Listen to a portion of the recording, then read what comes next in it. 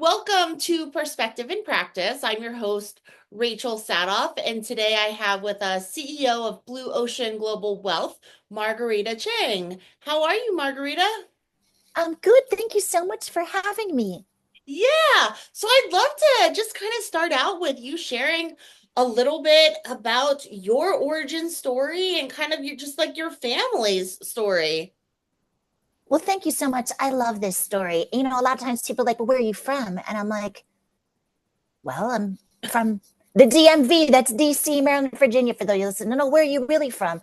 I'm like, well, I was born in New York. They're like, no, where are you really from? And I'm like, you want to know like where my dad's from, right? How did I get a name like Marguerita Maria Cheng? That's what you want to know, right? And that's fine. I'll tell you. So my family origin story is my dad was born in China. He left China as a teen, went to high school in Taiwan, served in the Taiwanese military, attended National Taiwan University, came to America to earn his degree in applied mathematics.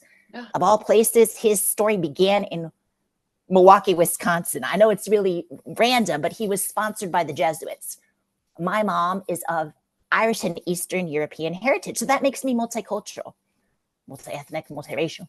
And my parents actually met in New York. My dad got a job at IBM Yeah. in the 60s. And this is very, very interesting. When my dad met my mom was 18 and my dad was 32. They were 14, almost 15 years apart, but they thought they were only 5. My mom thought my dad was like 28 or so, but he was 32. And my dad thought my mom was like 22, but she was like 18. My mom was working as a medical executive assistant. Back then they said medical secretary, but like we say like executive assistant. And as different as their stories were, I think what brought them together is they they shared a lot of I don't know how to say this, seems kind of depressing, a lot of trauma, and they were able to like connect and bond over that, Yeah, even though they were so trauma different, right? The trauma connecting. So that's my family story. And I spent the first 10 years of my life in New York, went to high school in Texas, but I also lived overseas. I lived in the Netherlands because of my dad's job, and I also lived in Japan because of my dad's job. We say that IBM stand for I've been moved, or it's better manually. It's just like a joke. Like for any IBMers who are listening, it's not meant to be disrespectful, but it is like I've been moved. And so that's my story. I think that one of my greatest strengths is the ability to relate and connect with others. Um, my parents were a little bit like old school. I tell people I had a dad from the motherland, so we got Confucian guilt, and I have Irish Catholic guilt, and somehow I'm able to like navigate that. But in all seriousness, I think that one of the things I so appreciate about my family story is the ability to relate and connect with others, which I think is very powerful. Yeah.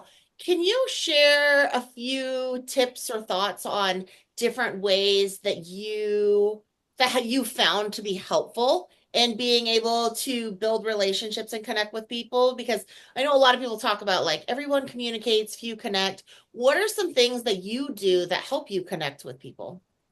Well, sure. When I meet someone, I ask them their name. And if I didn't quite get it, I'm not going to mispronounce it. I'm like, I just want to make sure that I pronounce your name correctly. Can you share with me, Yeah. um, the proper way to pronounce it? Um, I think that's huge. It means so much to people. Or I might say, hey, how do you spell it? And they might spell it for me. And then I didn't even ask a nosy question. They say, oh, it means flower in my language. The ability to acknowledge somebody is huge. And we can all do that. When you're at an event, it's a pleasure meeting you. My name is Margarita. If you want to call me Rita, that's fine. Because I actually do answer to both, whatever's easier for you. What's your name? Oh, so and so. I was like, can you just, share with me the proper pronunciation? I don't want to mispronounce your name. Spelling is helpful. And then they'll tell me, and their face will light up, and it means so much to them. And then if I have time, I was like, you know what, I'm very intentional. I want to just make sure that, you feel seen, heard, and valued. And that starts with your name. So I'd say that's like huge, Yes. huge name. Do you feel like growing up overseas and all of these places kind of helped you develop that muscle or skill? Or do you feel like it's something that's been intuitive for you? So this is interesting. I think there's two parts because I have two sisters, and it might not come as easily to them as it comes to me. I think when you're the eldest, you observe a lot. I also, when I mentioned I lived overseas, I was very intentional. I can't believe my parents let me do this, but I grew up in upstate New York, 90 miles of the city, and I feel like I had the best of both worlds. On the weekends, we'd visit our relatives that lived in Queens. We would like go to Chinatown in Manhattan. We'd spend time in Flushing, all these neighborhoods, and I would just like kind of like walk around, right? But then being upstate, it's kind of rural and country. So I always learned the ability to adapt. On the one hand, like I didn't necessarily understand everything my relatives were saying, but I could like lean in and listen. Mhm. And here's where I'm going with the story where I can't believe my parents let me do this. When I was like 10, my dad was assigned to a scientific laboratory in the Netherlands. And I told my parents I didn't want to ride a bus for almost 35 minutes across town to go to school and go to the American school or international school. This is what I told my parents, and I can't believe they listened to me. That's probably when I learned the power of persuasion. I was like, no, I really don't want to do that. I don't want to sit on a bus for 35 minutes and go to school with people just because they speak English. Yeah. Just because someone speaks English doesn't make them my friend. Yeah. And my parents were like, okay, you can go to the local school. So I went to school in the fifth grade and even part of the sixth grade where I didn't really understand a lot. But that's when I actually became very much an audio learner, where I Uh-huh. have to really listen. And yeah, so I probably developed a lot of it from living, in a multicultural, multi-ethnic household, but also from going to school where I don't really understand what people are saying. I'm forced to kind of find my own way. Yeah. And I wouldn't change that experience for anything in the world because when you're 10 years old, you know, you Yeah. learn to jump rope, play with people, have conversations. And I can say, it was a really good experience. Yeah. No, that's awesome. That's awesome. I've interviewed a couple people on Perspective and Practice that are immigrants that have come to the States. English was their second language. And so it's really interesting for you where you were traveling outside of the United States, growing up as a young person, and then, trying to learn a different language in the different countries that you grew up in. And a lot of those people that I've already interviewed, like, talked a lot about like resilience and grit and like how they used sports or athletics to earn respect as a young person. What are some of the lessons that you learned, I guess, like as a young person living in these different countries? Do you feel like you have that resilience story as well? So that story I shared, I was like 10, maybe 11. But then I remember, my dad thought it would be a good idea for me to go to Taiwan when I was, like when I had just graduated. No, actually, I had finished 1 year of school, but I was one of the youngest people on the trip. I was still only 18. He thought it'd be a good idea. And I don't really speak the best Mandarin. My handwriting is very good because my uncle was a calligrapher. So it just goes to tell you, even though, and there's no shame in this game, I was probably put in entry level Chinese, right? Mandarin, but this is traditional. But calligraphy, my handwriting was good. So they put me in, I don't want to say advanced, but it certainly wasn't like beginner. I think it was intermediate for calligraphy because my stroke order was good. So what I learned about that experience is it's okay. Like, and I even tell my kids this. What really matters is that you are doing well at the level that's right for you.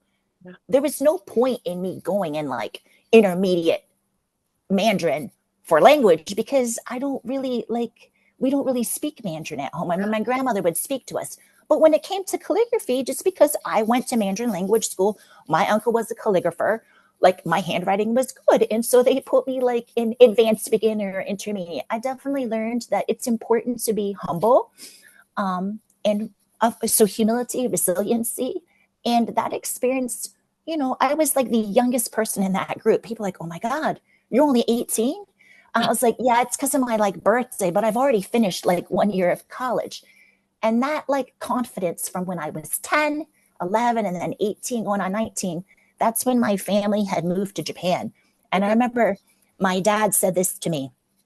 Um, I've always been very entrepreneurial, even though I'm kind of like quiet. Don't misunderstand the fact that I'm quiet for just like not being engaged.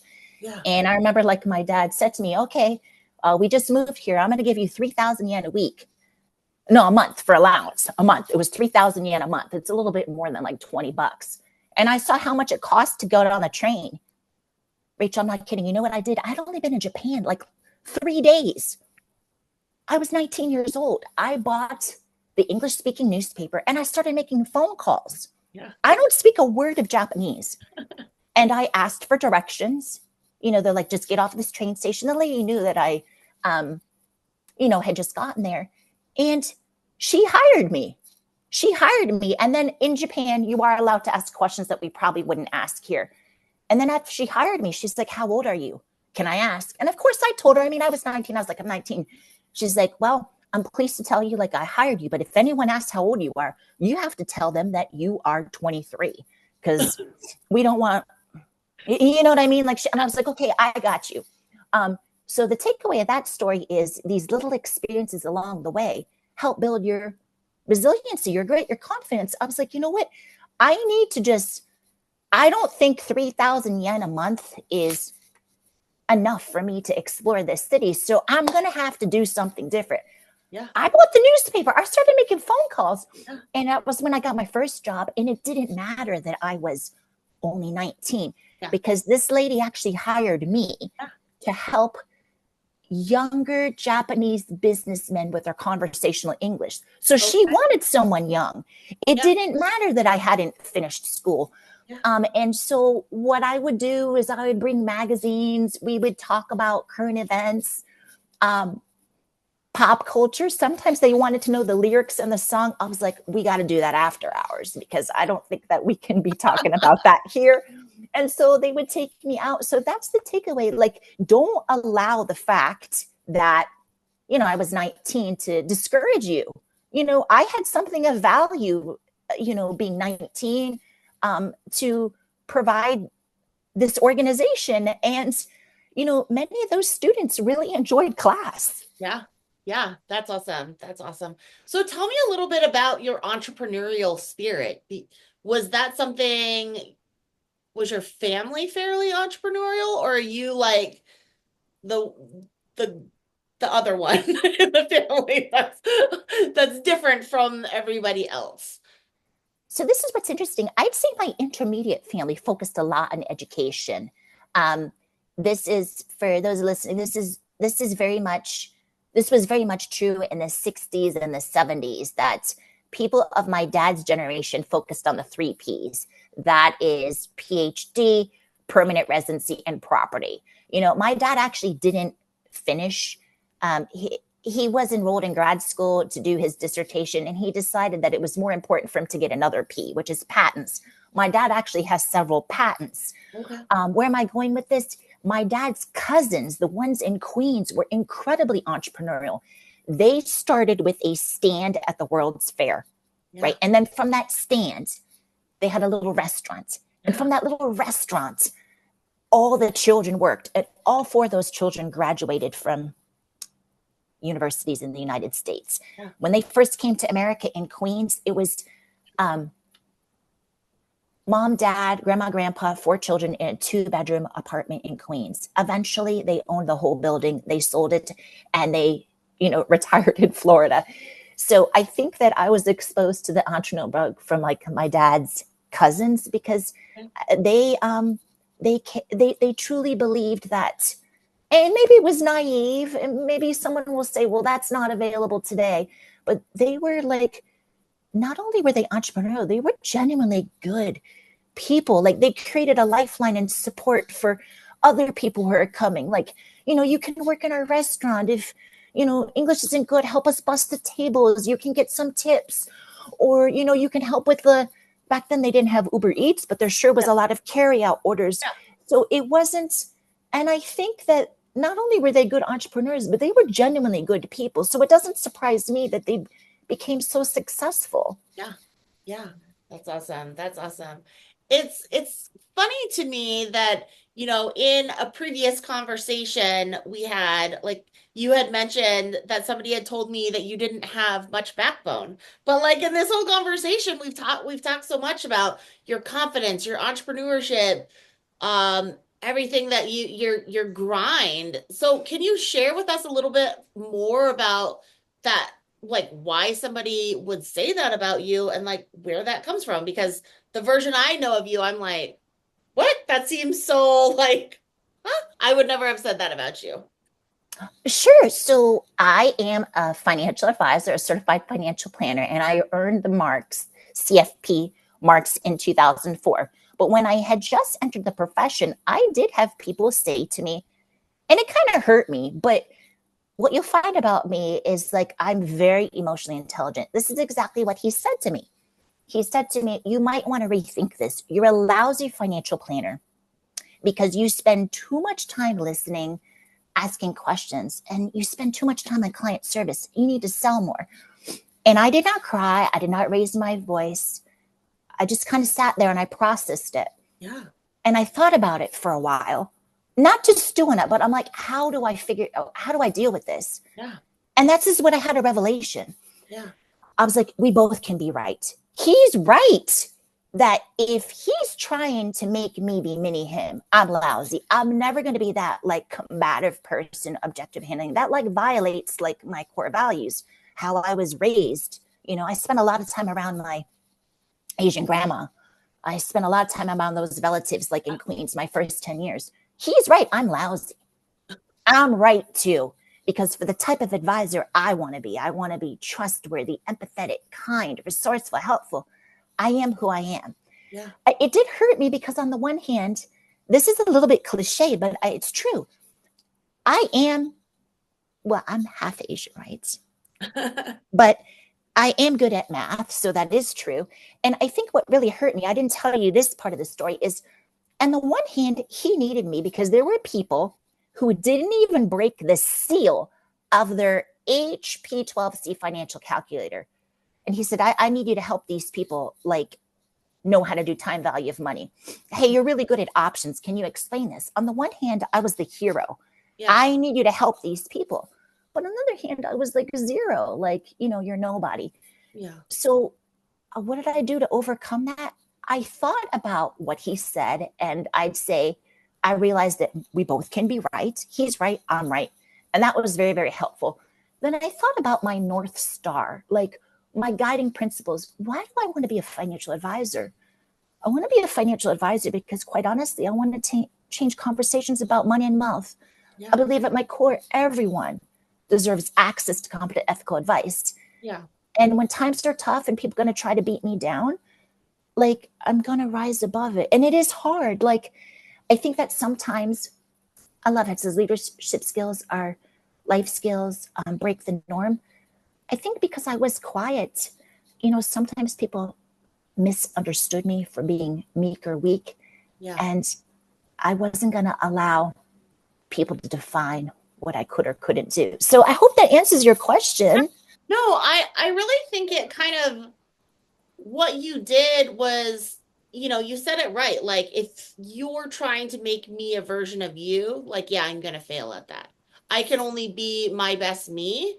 And it sounds like you took a lot of life skills that you learned as a child, like listening to people, asking questions, things like that, and turned them to be a strength of something that you could use as a financial advisor and be a different solution to like the needs that people have. Because not everyone's going to be that one size fits all type mold of this is the type of advisor that's going to be best for everyone. So well said. Absolutely. Absolutely. I believe that, personal finance is just that personal. And for some people, that style doesn't resonate. And I'm not going to like be a mini version. People talk a lot about authenticity. But yes, I mean, it took a lot of courage to, um, recognize that, what, we both can be right. And I'm going to figure this out with or without you. I didn't say that. And that's another thing. I feel like the first thing that people say to me when they meet me, it's so funny, is I'm 5'8", right? Um, People don't expect me to be that tall, right? They don't. They're like, oh my God, are you 6 feet tall? I'm like, no, I'm 5'8". But the thing is, my inseam is really long. It's like as my sister's 5'10" and a half, right? Oh my God. And no, she is really tall, right? And the first thing that people say to me is like, I didn't expect you to be so tall. Yeah. And my daughters, they're even taller than me. It's just Oh, because my mom, everyone in her family is really tall, right? And my mom's like white. My dad is Asian, but even for an Asian dude born in like the 30s, my dad was 5'8". That's like really tall. So the first thing that people say to me is like, I didn't expect you to be so tall. Like, so people have their preconceived notions of like, okay, you're Asian feel, you must be tiny. And I'm 5'8". You must be like meek and weak. So I'm just going to push you over. And even though that guy did kind of break me down,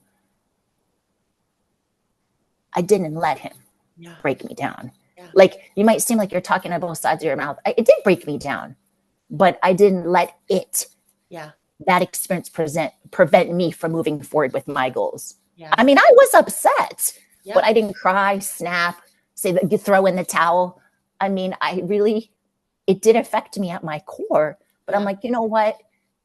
All right, we have to decide how we're going to move forward. It's not pleasant. Yeah. I'm not letting this guy break me down. Yeah. Yeah. No, I, it's funny because just like in terms of like height and stuff, I'm like the opposite of you. I'm like, I need the shortest inseam pant that you have. Like I'm only 5'3", so I'm like, and I'm like even considered like tall as an Asian. But it's funny, but when you're talking about like him breaking you down, like I've been in your shoes as well of like men telling me what I should or shouldn't do or what I can or cannot do.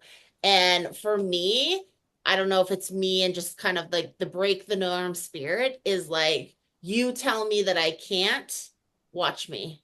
Like I will prove you wrong. I will, I will like go and slay. And I know that you recently ran 2 marathons, which congratulations, and you PR'd on them, I believe. But I was kind of the same way in life. Like I'm a cyclist, not a runner. But I rode a double century in a day because there was somebody that told me I shouldn't do it and I couldn't do it or like it was a bad idea. And I was like, that is like the worst thing you could have said to me. Like, because watch me. Now I'm gonna do it as my motivation. So I love that you didn't let somebody break you down and you like allowed it to like rise you up and like keep pushing forward. Oh my goodness, congratulations on double century. That's huge. The other thing that I think that kept me going, is I thought about people who I think about personal finance and the financial advice profession. There's a lot of people that don't feel like it's for them because it's not just about what we see, meaning gender, race, ethnicity, or age, but people don't feel represented. Maybe it's socioeconomic, maybe it's the immigrant story. And I thought about all the people who don't get advice and don't have access to advice. And I was like, you know what? I'm really determined and motivated to work in the profession Yeah. while I'm working on the profession to help bring people along the way, because I do believe the more people that have access to competent ethical advice, the better it is for individuals, families, their communities. Oh, and by the way, society at large, right? Yeah. Why did you get into financial advising? Because I believe in your story, you started out like STEM, right? And then you switched over to financial advising. How did that happen for you? What was that transition like?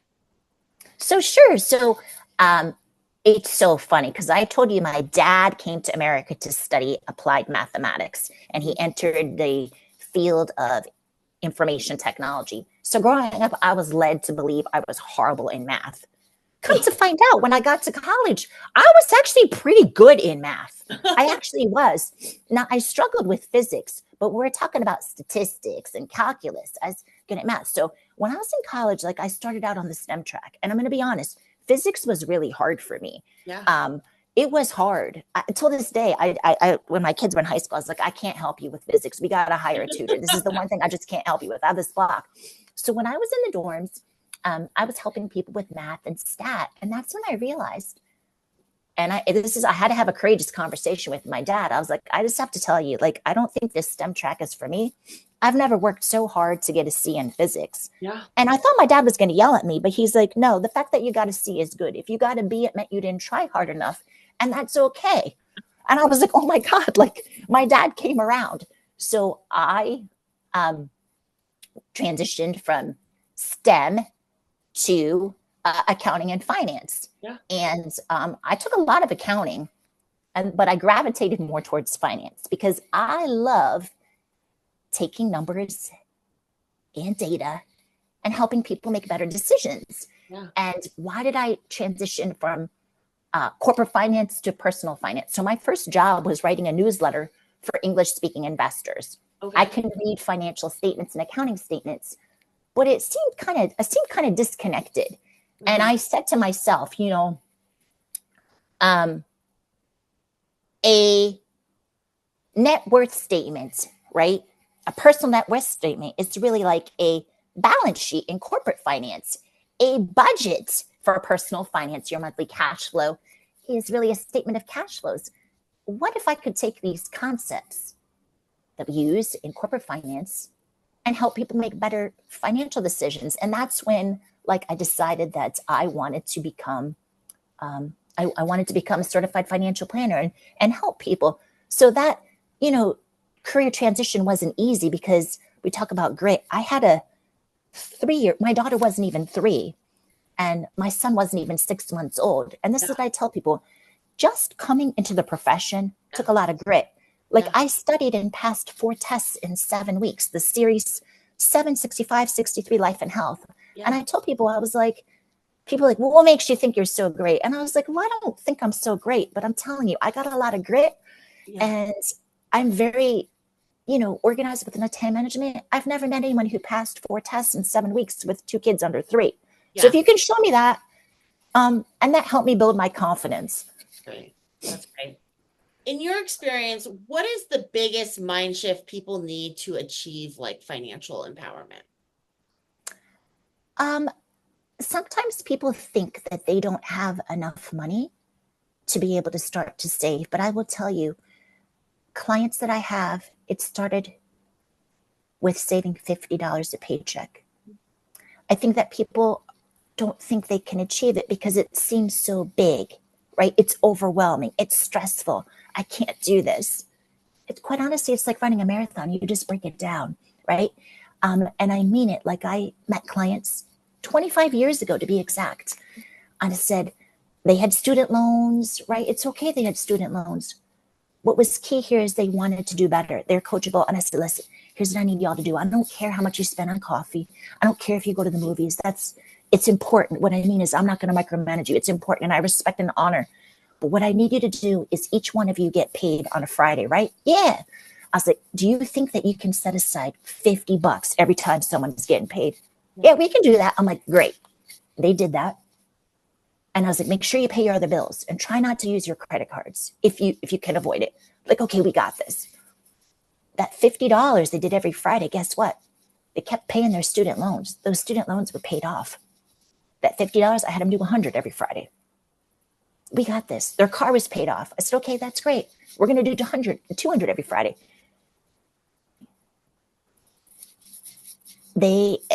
It transformed their life. It started with $50 every time someone is getting paid. Just $50. Yeah. And I'm here to tell you, it's not pie in the sky. It's very simple.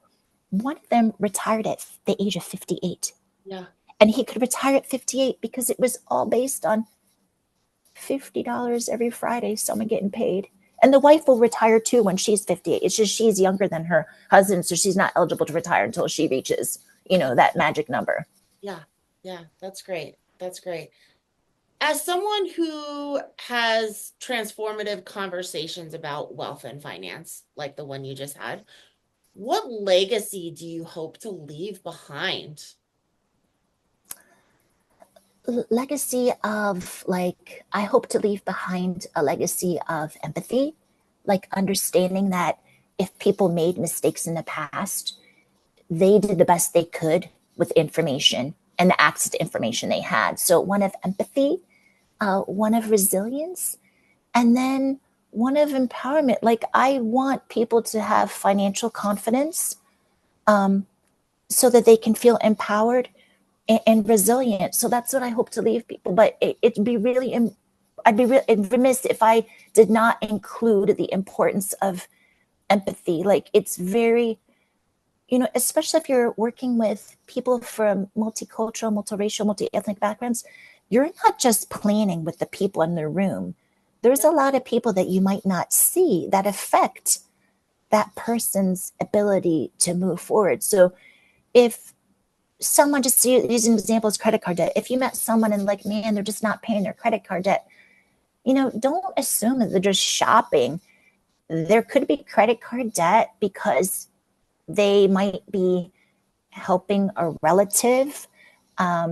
They might be taking on expenses that you don't know about, whether that's healthcare, helping someone with utilities, whatever the case might be. So that's the legacy I'd like to leave, one of, empathy, resilience, confidence, and empowerment. Wow, that's awesome. Thank you so much, Margarita, for sharing your journey, your leadership insights.